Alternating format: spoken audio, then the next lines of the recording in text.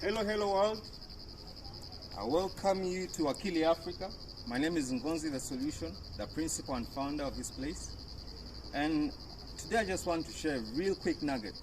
Even as we come to the end of the year, many people are sitting and assessing and asking themselves, what have I achieved this year?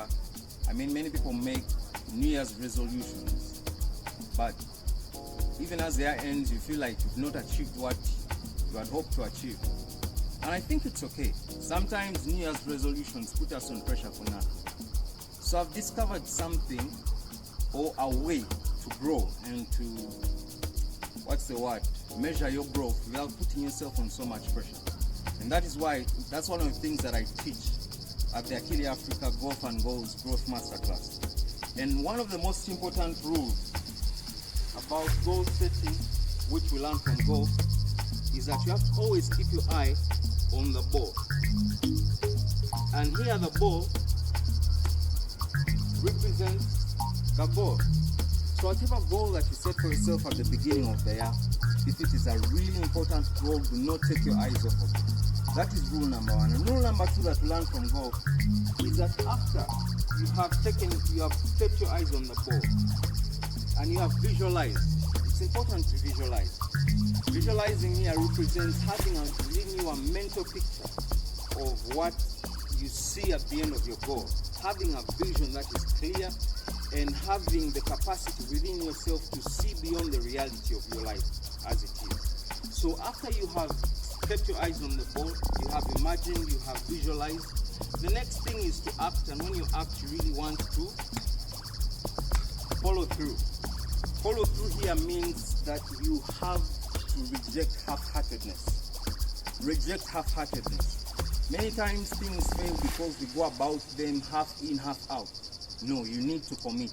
And that is what we learn from golf.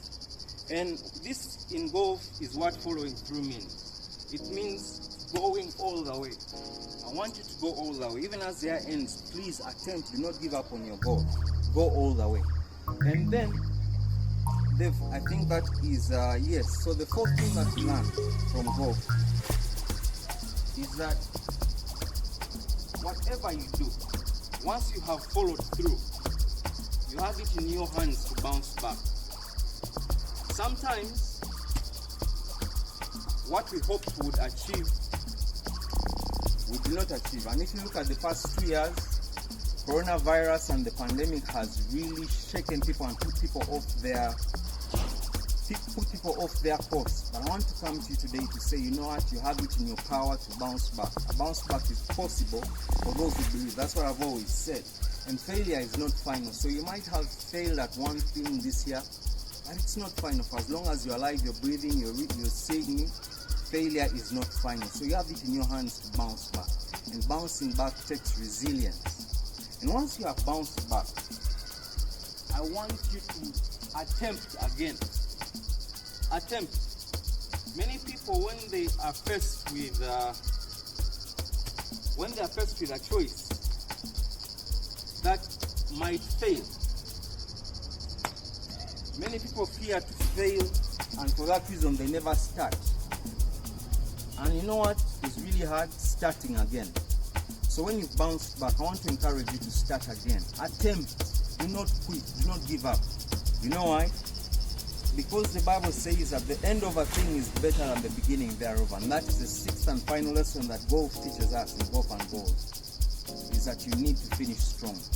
And finishing strong here requires you to have the capacity, like we said, to imagine and to visualize the end of the thing. And I want you to think big. I want you to stretch your imagination. And I want you to think about your legacy, your significance, and your impact. That what has your life really counted for? In a year where people have died, you know people who have died, we thank God that you've survived. COVID has taken so many people from the world, but you who is still here, what is the world going to get out of you? And I want to encourage you that even as the year ends, please set your mind on a higher goal, on a higher cause. Because you know what, at the end the question is there not a cause? Is there not a cause for you to be alive? I like what David said when he went and met the Israelite army facing Goliath, and they were trembling in their boots. And when his brother came and told him, I know you, what have you left your little sheep for? turn to him and say, is there not a cause? And that's the question I'm asking you. Is there not a cause to attempt? Is there not a cause to believe? Is there not a cause to keep going? Is there not a cause to not give up? So whatever you do, I want you to believe that you have it in you to be great. And if you are there and you want to learn how to play golf, and you also want to clarify your goals and your growth master plan, even as we come to the end of the year, I invite you to join us at Akili Ya Afrika and sign up for season 3 of the Growth Masterclass. My name is Ngonsi the Solution, and I do all this compelled by love for God and my country. Bless you.